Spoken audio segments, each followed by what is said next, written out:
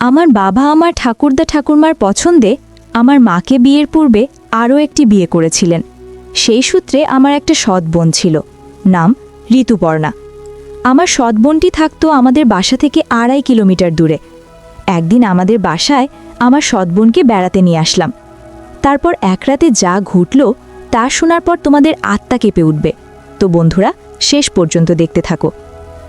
ছোট থেকে বড় হয়েছি, আজ পর্যন্ত আমি কোনোদিন বাবাকে মায়ের গায়ের উপর হাত তুলতে দেখিনি। আজ হাত তুললেন আমার মাকে। বাবা আজ মারলেন, কিন্তু মায়ের চোখে পানি নেই। রাগে দাঁতে উপর দাঁত চেপে কিটমিট করছেন। বাবার চোখ দিয়ে টলমল করে পানি পড়ছে। বাবা ভেজা গলায় বললেন, উঠতে বসতে যেই মালার খোঁটা দাও সে আজ মরে গেছে। এবার খুশি তো? এখন থেকে অন্তত আমাকে রেহাই দাও। মালা নামটা আমি আজ প্রথম শুনিনি, আগেও বহুবার মায়ের মুখে শুনেছি। মা বাবার সাথে একটু রেগে গেলেই মালার নাম ওঠে।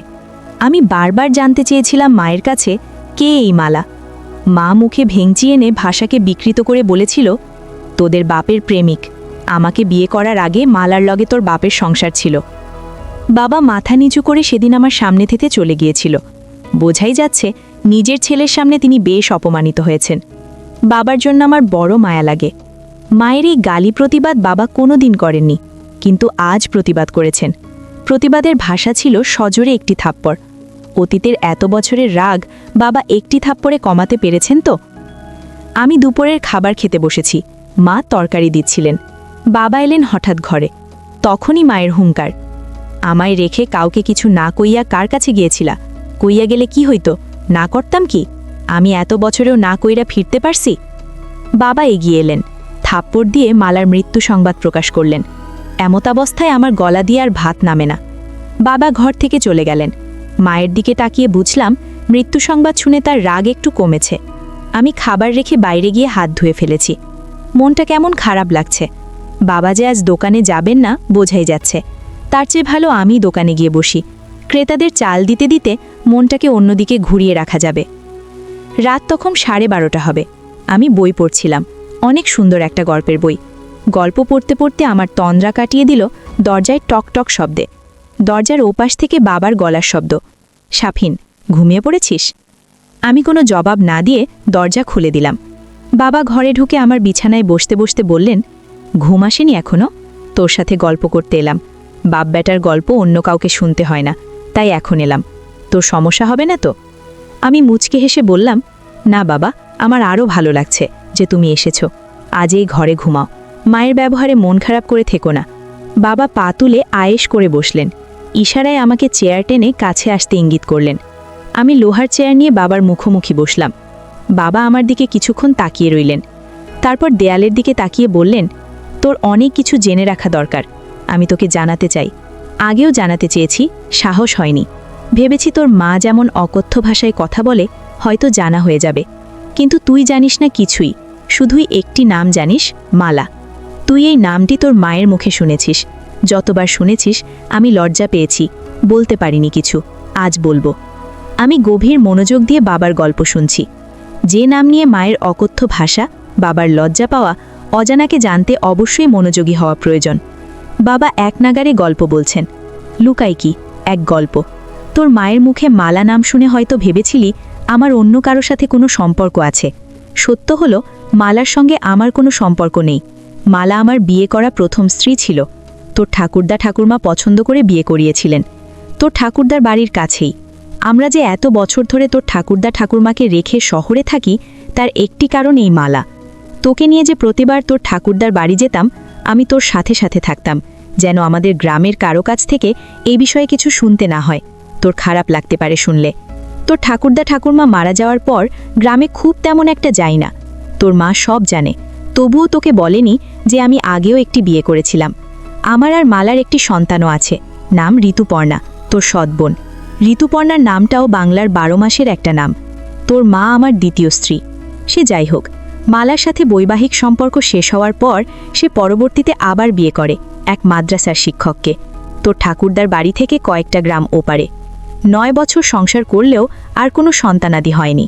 উনি মারা গেলেন হঠাৎ করেই। আমি সব খুঁজে রাখতাম। রাখার কারণ ঋতুপর্ণা আমার মেয়ে, আমি তাকে আমার কাছে রাখতে পারিনি। উনি মারা যাওয়ার পর সেই সংসারে টানাটানি অবস্থা। আল্লাহ আমাকে যথেষ্ট দিয়েছেন, কয়েকটা সংসার চালানোর তৌফিক দিয়েছেন। আমি প্রতি মাসেই যাই সেই এলাকায়। কাউকে দিয়ে খবর পাঠালে ঋতুপর্ণা আসে। বাবা বলে এসে জড়িয়ে ধরে, কত বায়না তার। আমি আসার সময় পুরো মাসের খরচ দিয়ে আসি ঋতুপর্ণার হাতে। তোর মা এসব জানে, আমি গোপন করি না তোর মায়ের কাছে। আমি ঋতুপর্ণার জন্মদাতা, সে আমার কাছে মেয়ে হিসাবে পাও না।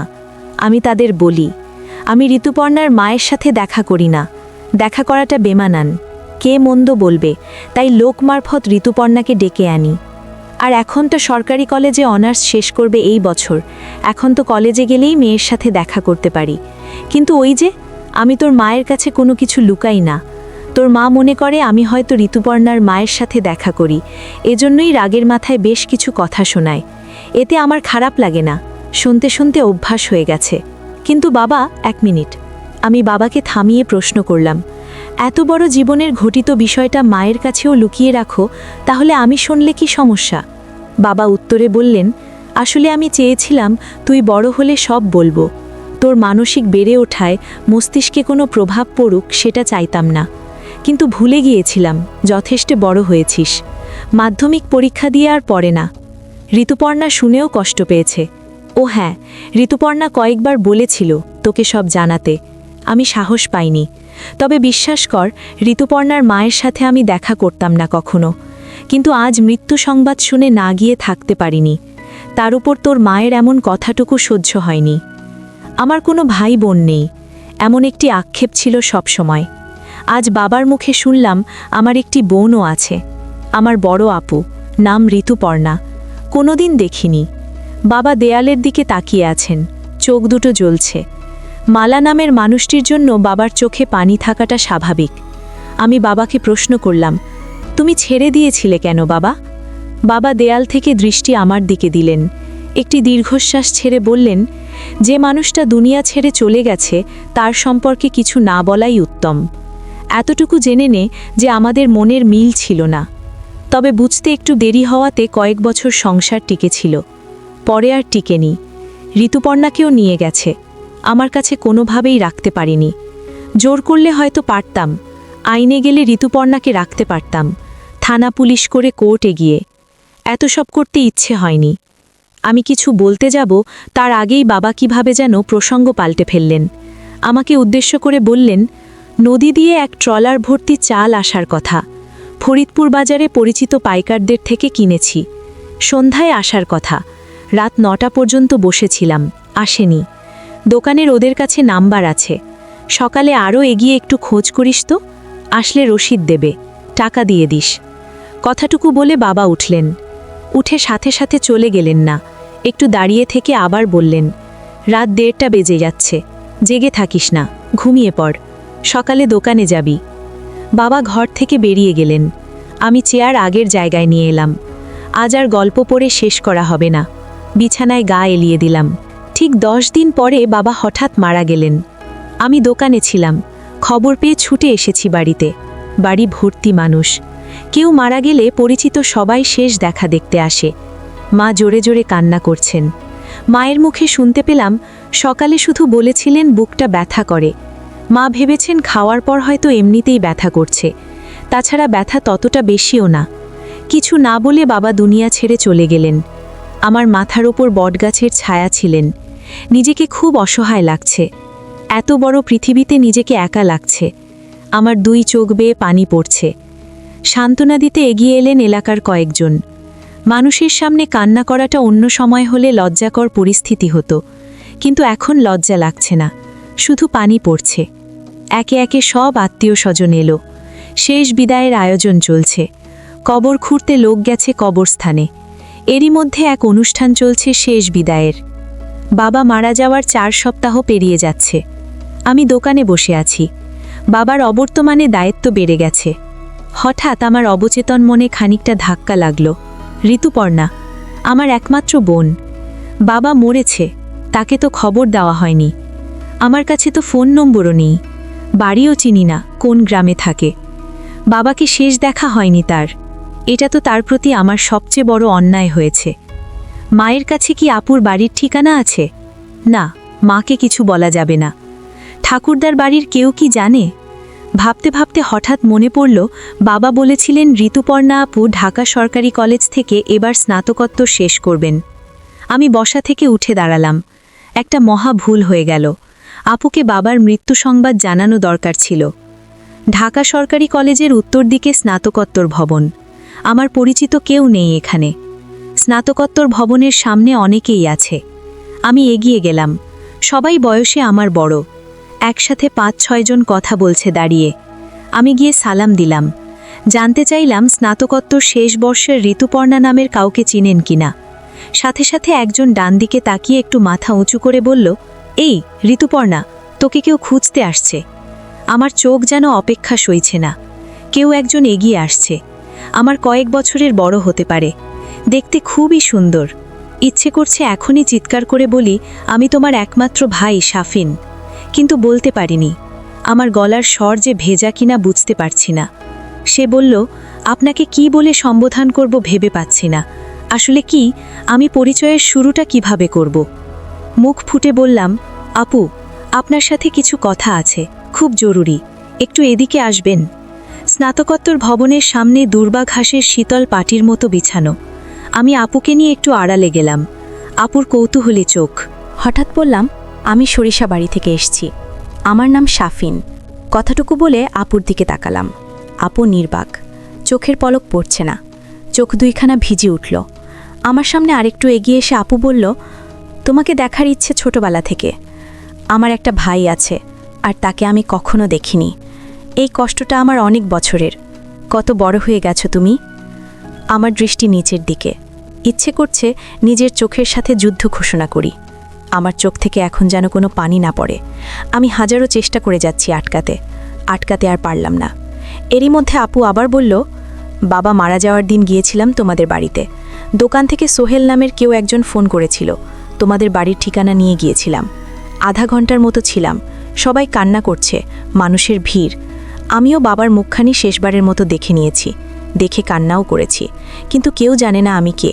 তোমাকেও খুঁজেছি, জিজ্ঞেস করিনি কারো কাছে। কে কবর খুঁড়তে গেল, কে বাজারে গেল, এসব বলার সময় শুনলাম তোমার নাম। কেউ একজন বলছে শাফিন কাপড় কিনতে গেছে। আমি আর সেখানে থাকিনি, চলে এসছি। মাথা তুলে তাকাতে খুব ইচ্ছে করছে, কিন্তু চোখের পানি লুকাতে পারবো না। আপু আমার চোখের পানি মুছে দিচ্ছেন। বড় বোনের বুঝি এত মমতা থাকে, এত দাম থাকে। আপু আমার চোখের পানি মুছে দিয়ে বললেন, তুমি ছোট হলেও এখন তোমার দায়িত্ব অনেক। মায়ের দিকে খেয়াল রেখো। আমি দোকান থেকে আসার সময় 25,000 টাকা নিয়ে এসেছি। পকেট থেকে টাকাটা বের করে আপুর হাতে দিয়ে বললাম, আমি এখন আর ছোট নেই আপু, অনেক বড় হয়েছি। মায়ের খেয়াল যেমন রাখতে পারবো, তেমনি আপুর জন্য এই ভাইটি আছে। আপু একটু চমকালেন বোধহয়। তারপর টাকাটা আমার হাতে দিয়ে বললেন, আমি তোমার চেয়েও বড়। এখন আমার টাকা লাগবে না, মামার বাড়িতে থাকি এখন। আমি টাকা ফেরত না নিয়ে বললাম, টাকা নিতেই হবে। আপুর সব দায়িত্ব এখন থেকে তার ভাইয়ের। বাবা শুধু আমার একার নয়, তোমারও বাবা, তোমারও অধিকার আছে। আমাকে শুধু আপু ডাকতে দিও, বঞ্চিত করো না। স্নাতকোত্তর ভবন সাক্ষী হচ্ছে দুই ভাই বোনের চোখ থেকে গড়িয়ে পড়া পানির। সামনে এগোচ্ছি। দোকানে যেতে হবে, দোকান থেকে বাড়িতে। মা কয়েকদিন ধরে একা থাকে। মায়ের কাছাকাছি থাকাটা দরকার, গল্প করা দরকার। সব দায়িত্ব এখন আমাকে পালন করতে হবে। রিকশায় উঠে কিছু দূর এসে পেছন ফিরে দেখি আপু তখনও আমার চলে আসা দাঁড়িয়ে দেখছে, যেন ভাইকে বিদায় দিতে মন যাচ্ছে না তার। কিছুদিন পর আমি আপুকে বললাম, আপু, তোমাকে আমাদের বাড়িতে নিয়ে যেতে আসলাম। কিছুদিনের জন্য আমাদের বাড়িতে চলো, একটু ঘুরে ফিরে আসো, ভালো লাগবে তোমার।